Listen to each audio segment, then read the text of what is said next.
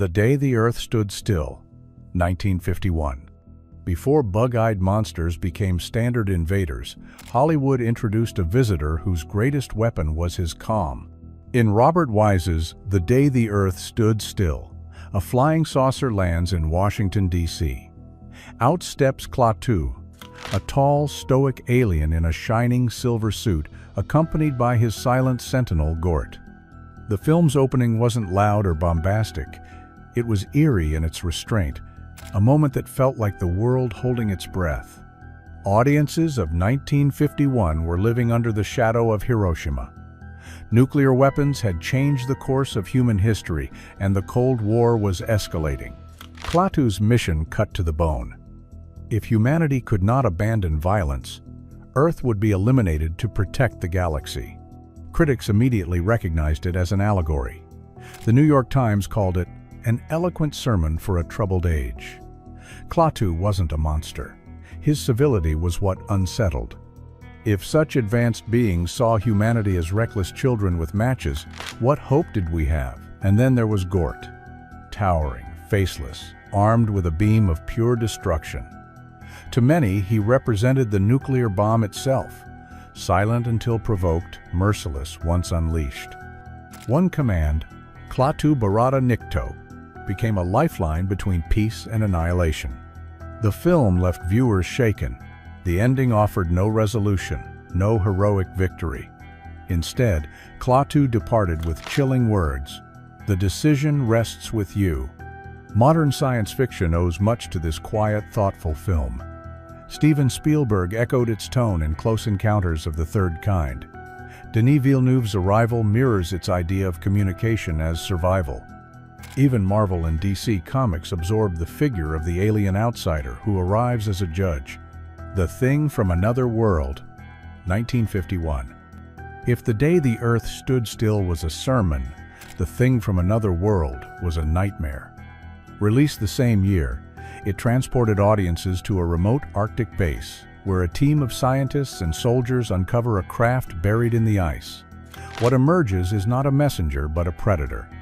The alien, more creature than human, feeds on blood and spreads terror among the isolated group.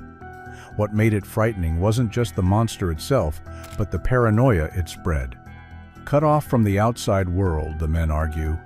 Do they study it, destroy it, or fear that it has already infiltrated them? Film historian David J. Scull once described it as the first Cold War monster. The alien's icy origins and merciless nature mirrored fears of an inhuman enemy creeping in from the edges of civilization. In 1951, with McCarthyism rising, the idea of something inhuman blending into society struck close to home. One of the film's most memorable headlines came from Life magazine, which wrote, "Keep watching the skies." The phrase became a cultural mantra, echoing both awe and dread of the space race just beginning. Though the creature itself, bulky and Frankenstein-like, drew some criticism for looking more lumbering than terrifying, the film's tension carried it. The Arctic setting became a metaphor for isolation, suspicion, and survival. Decades later, John Carpenter would remake it as The Thing, 1982, turning paranoia into full-blown body horror. Invaders from Mars, 1953. 2 years later, alien paranoia crept even closer to home. Invaders from Mars begins through the eyes of a child, David McLean, who wakes in the night to see a saucer descend behind his house. What follows is one of the first films to mix alien invasion with suburban life, and it was terrifying, precisely because it looked ordinary.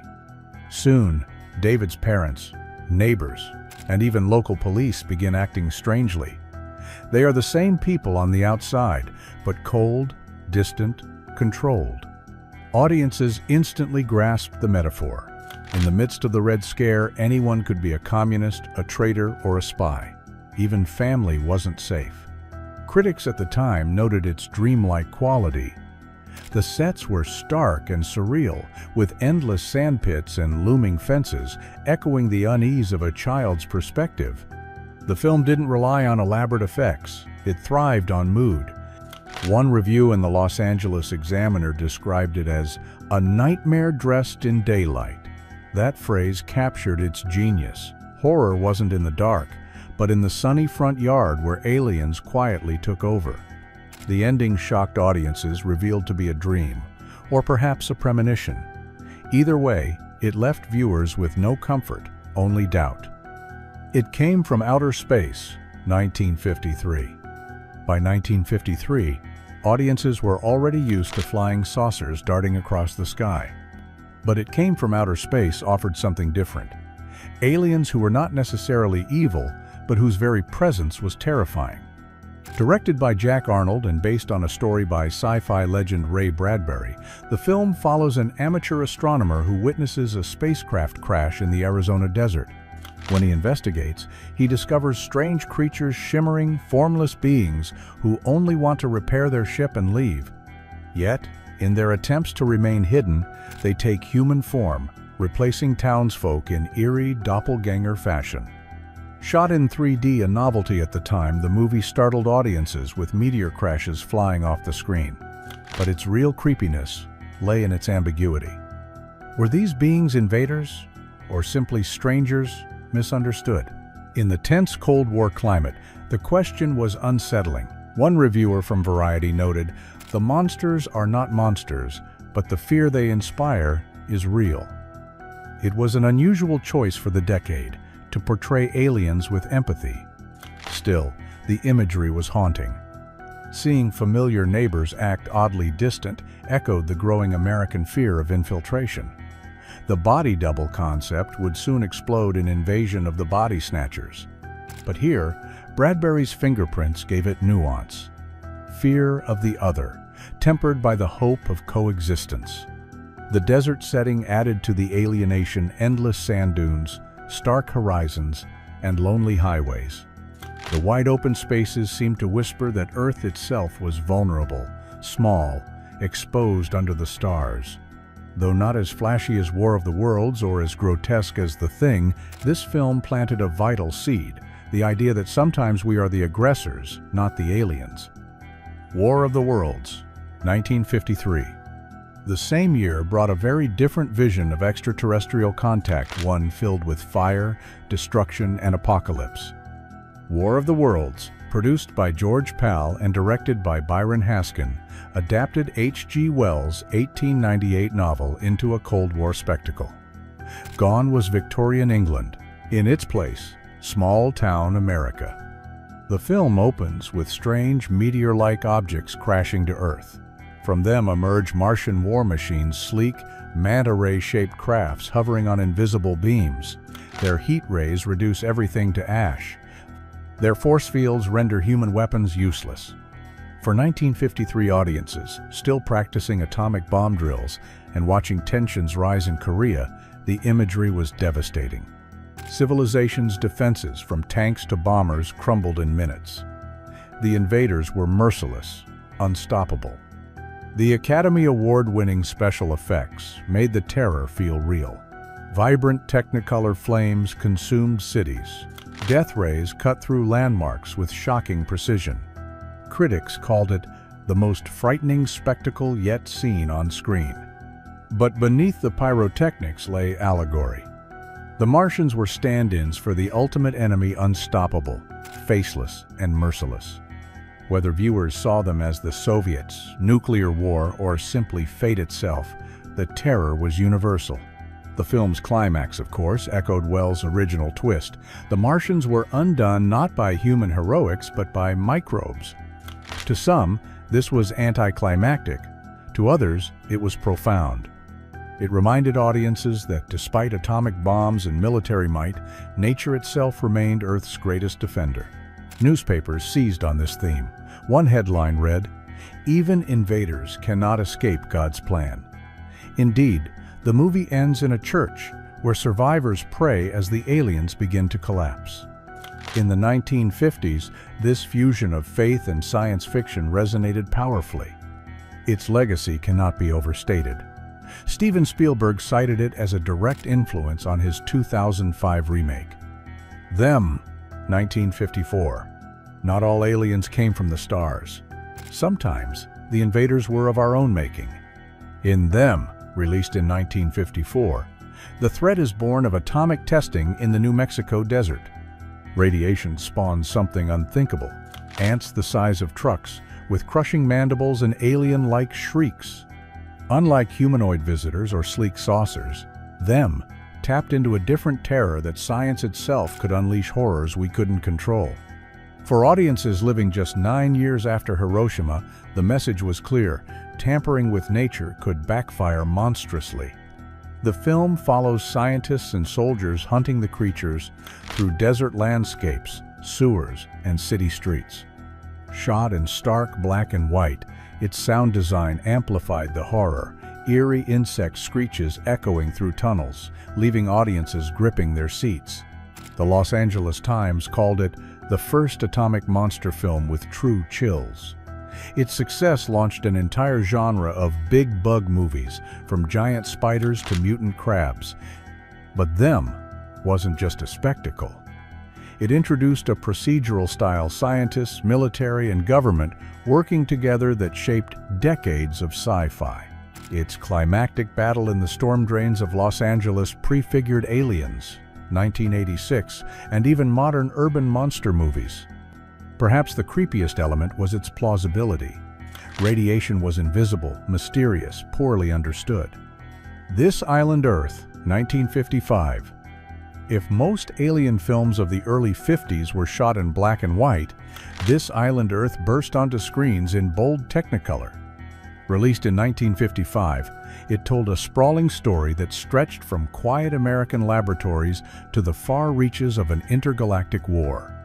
The plot begins when scientist Cal Meacham receives mysterious components in the male parts, so advanced they seem impossible. He assembles them into a device called the Interocitor, a communication machine that connects him with beings from another world. Soon, he's recruited into a secret project led by Exeter, a soft-spoken alien with a high forehead and strikingly human appearance. At first, Exeter seems benevolent, but as Cal learns more, he realizes the aliens are desperate. Their planet, Metaluna, is dying from endless war, and they need Earth's help. When Cal and fellow scientist Ruth are taken to Metaluna itself, they encounter the film's most famous creation, the mutant. With its bulging brain, insectoid features, and looming presence, the Metalunan mutant became one of the decade's most iconic monsters. Though the effects were occasionally criticized as campy, the film's ambition stood out. It was one of the first to show interstellar travel and alien civilizations in full color, paving the way for later epics like Star Trek and Star Wars. Critics at the time were divided. Some praised its spectacle, while others dismissed it as overblown. But for many teenagers who saw it in drive-ins, the sight of Earth scientists swept into cosmic conflict was unforgettable. Film historian Bill Warren later wrote, "This Island Earth was the first time audiences truly saw that our world was just one of many, fragile in the vastness of space." Even in its melodrama, the film captured a sobering truth. Invasion of the Body Snatchers, 1956. Perhaps no film better captured the paranoia of the 1950s than Don Siegel's Invasion of the Body Snatchers. Released in 1956, it took the creeping fear of infiltration and gave it flesh, or more precisely, pods. The story follows Dr. Miles Bennell in the small town of Santa Mira, where residents begin insisting their loved ones aren't themselves. Soon he discovers the truth. Alien seed pods are replacing humans with duplicates identical in appearance, but devoid of emotion. The imagery was terrifying. Giant pods splitting open to reveal human forms, lifeless and soulless, waiting to take over. Audiences recoiled at the suggestion that one's own spouse, neighbor, or child could be an imposter. The allegory was immediate. In the age of McCarthyism, conformity was demanded, and individuality was suspect. To some, the pod people represented the spread of communism, a faceless collective erasing individuality.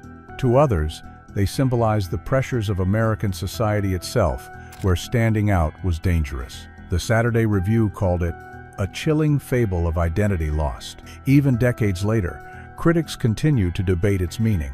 That ambiguity made it powerful. The film's ending with Miles screaming, "They're here already! You're next!" was among the most unsettling of its time. The shot of him desperately warning passing cars captured pure paranoia, leaving audiences rattled. The legacy of Invasion of the Body Snatchers is immense. It inspired multiple remakes, each reflecting the anxieties of its own era: the 1978 version set in post-Watergate America, the 1993 take exploring military conformity, and more. The idea of alien imposters has since become a staple of science fiction and horror, influencing everything from The X-Files to Stranger Things. But perhaps what makes it timeless is its emotional core. The fear wasn't of monsters with claws or lasers, but of losing humanity itself, of looking into familiar eyes and seeing nothing inside.